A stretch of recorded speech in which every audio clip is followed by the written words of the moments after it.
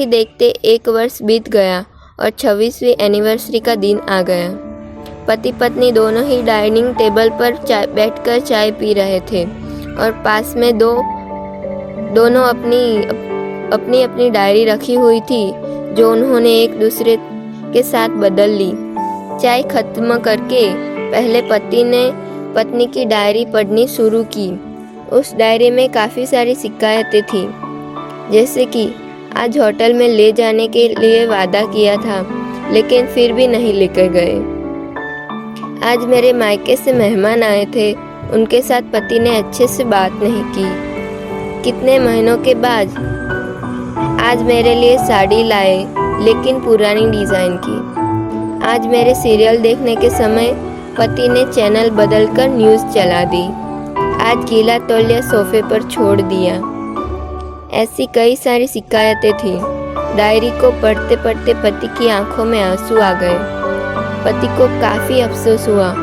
वो अपनी पत्नी से बोला, मुझे इन गलतियों के बारे में एहसास ही नहीं था, लेकिन अब मैं तुमसे वादा करता हूँ कि ऐसी गलतियाँ मैं अब फिर से नहीं दोहराऊंगा।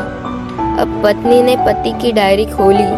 पत्नी ने डायरी के कई सारे पन्ने पलटे लेकिन वह पूरी तरह से खाली थी। कहीं पर भी एक शब्द भी नहीं लिखा था। पत्नी बोली, आपने तो डायरी में कुछ लिखा ही नहीं है। पति बोला, आखिरी पन्ना देखो, मैंने उसी पर लिखा है। उस पन्ने पर लिखा था, तुमने मेरे लिए और मेरे परिवार के लिए इतने सालों से जो त्याग किया है और हम सबको जितना प्यार दिया है, उसके आगे मैं तुम्हारे खिलाफ इस डायरी में कुछ भी नहीं लिख सकता। और इससे भी ज़रूरी, मुझे कभी तुम में कोई कमी देखने की इच्छा हुई ही नहीं। ऐसा नहीं है कि तुम में कोई कमी नहीं है, लेकिन तुम्हारे प्यार, समर्पण और त्याग के आगे तुम्हारी कोई भी कमी बहुत छोटी है।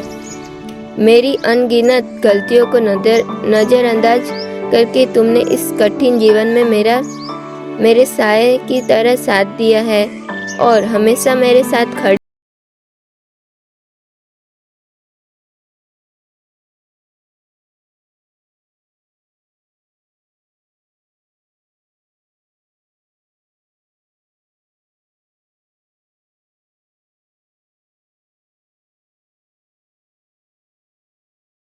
दूसरे पर विश्वास पर टिका होता है और उसी से मजबूत होता है। उम्र के एक दौर में पति पत्नी को एक बात अच्छे से समझ लेनी चाहिए कि एक दूसरे में गलतियां और कमियां निकालने की बजाय अगर यह याद रखा जाए कि उनके साथी ने उनके लिए कितना त्याग किया है, तो इससे उनका रिश्ता और भी ज़्यादा मजबूत होगा।